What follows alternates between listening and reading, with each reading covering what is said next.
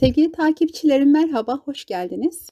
Bugünkü konumuz sirke ayın hangi evresinde yapılır? Geçen sene ayın eskisinde yenisinde ne yapılır ne yapılmaz isimli bir video paylaşmıştım. Aynı zamanda ayın evrelerini nasıl tayin ederiz onu da tarif etmiştim. Sonuçlara bakacak olursak halkımız ayın evreleriyle çok ilgileniyor ve ona göre işlem yapıyor. Ayın evreleri ile ilgili yapılan işlemler tecrübe ile sabittir.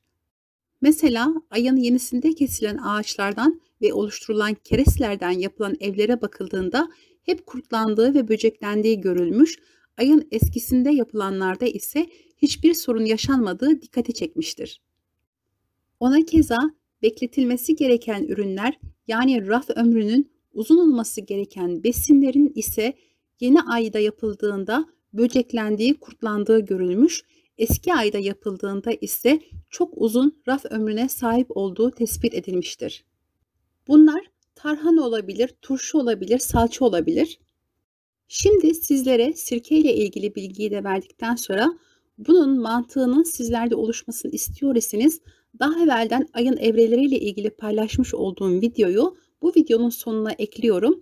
Ayın evrelerinin hangisi olduğunu tayin etmeniz açısından ve yine ayın evrelerinin hangi döneminde ne yapılır, ne yapılmaz ve niçin yapılmaz ya da yapılır konusunu anlattığım videoyu ekledim.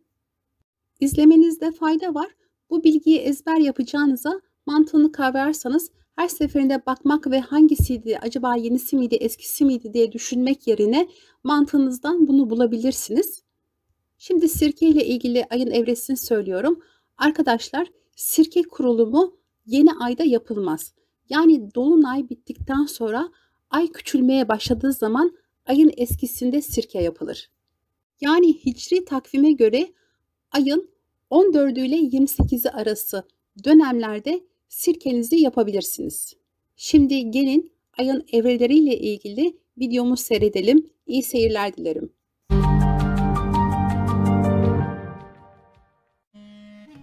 Merhaba sevgili izleyiciler. Bugün değişik bir konuyla sizlere gelmiş gibi görünsem de aslında konu doğa ve yetiştirdiğimiz ürünlerle, aynı zamanda kendimiz için yaptığımız birçok işlerle yakından alakalı bir konu. Hani bir mantra vardır ya, rüzgarın yönüne doğru kendini bırakmak ya da akıntının tersine kürek çekmemek gibi. Bu nedenle biz de doğayı ne kadar iyi okursak, doğayı yanımıza yardımcı olarak alır, yaptığımız işlerde daha başarılı olur ve daha çok fazla verim elde ederiz.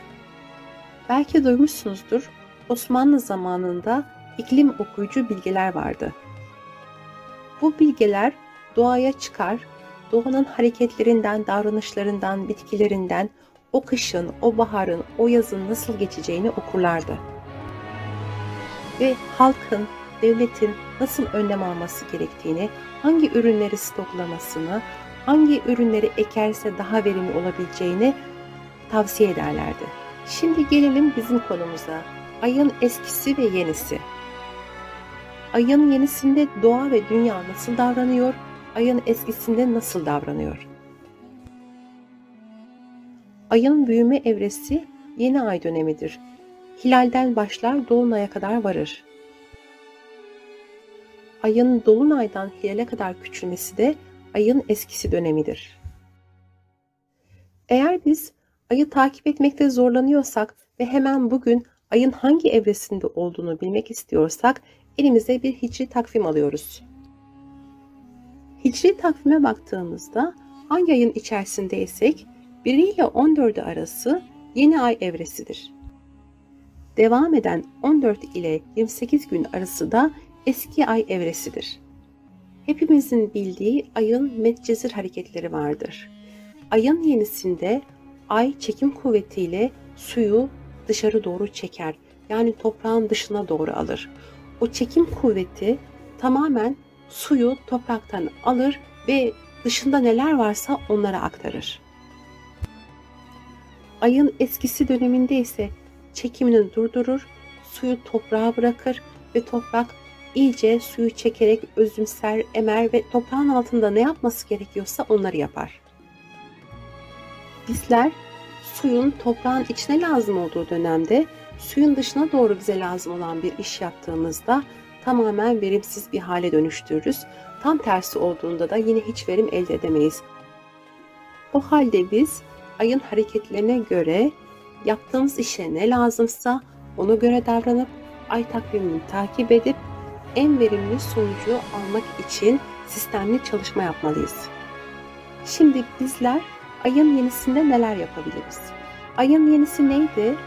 Ayın suyu kabarttığı, topraktan dışarı doğru çektiği bir dönemdi. Yani ayın büyüme evresi, yeni ay ile başlayıp dolunay ile biten 14 günlük bir süreç. Yani suyun dışarı doğru akma evresi. Bu dönemde ağaç kesilmez. Odun kolay bükülür, çatlar ve çürür. Çünkü su çekilme dönemindedir. Tohumun filizlenme dönemi bu evreye denk getirilmelidir. Ama ekim dönemi demiyorum. Filizlenme dönemi. Yine topraktan çekilecek su filizin içine doğru verilecek. Mesela bu evrede çiçek ekimi de en doğru bir evredir ve çiçekler çok kolay tutar. Kompost yağını sulanabilir. Bitki özü yağları elde etme zamanıdır.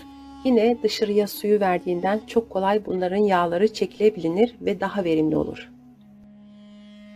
Yine dolunay yaklaşırken meyve ve sebzeler daha sulu, daha lezzetli olur ve tam hasat zamanı bu dönemdir.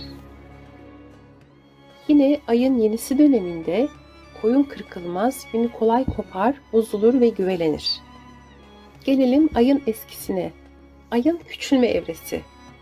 Dolunayla başlayıp yeni ay ile biter 14 günlük bir süreçtir. Bu süreçte ay ne yapar? Ay suyu toprağa bırakır, toprak iyice içer, özümser ve suya doyar.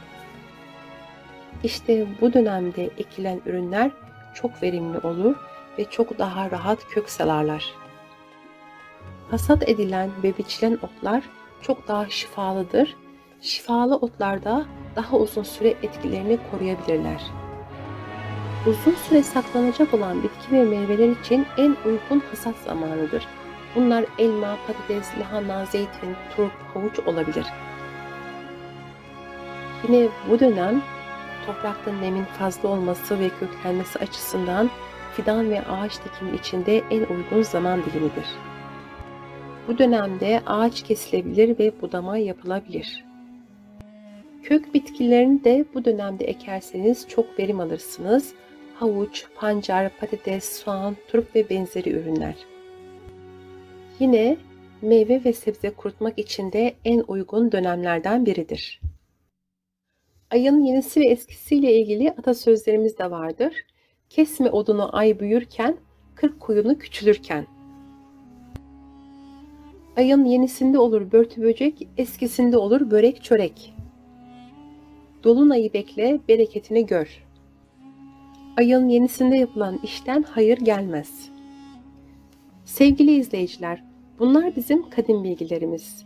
Eğer rüzgarı arkamıza alırsak, doğayı iyi okursak, gösterdiğimiz çabadan daha fazla verim elde edebiliriz. İnsanın emeğinin karşılığını görmesi kadar mutlu edici bir şey olmasa gerek. Beni izlediğiniz için çok teşekkür ederim. Umarım yapacağınız işlere ufacık da olsa katkım olmuştur. Sağlıkla kalın, hayırlı günler dilerim. Bütün bereket ve güzellikler sizlerle olsun. Allah'a emanet olun.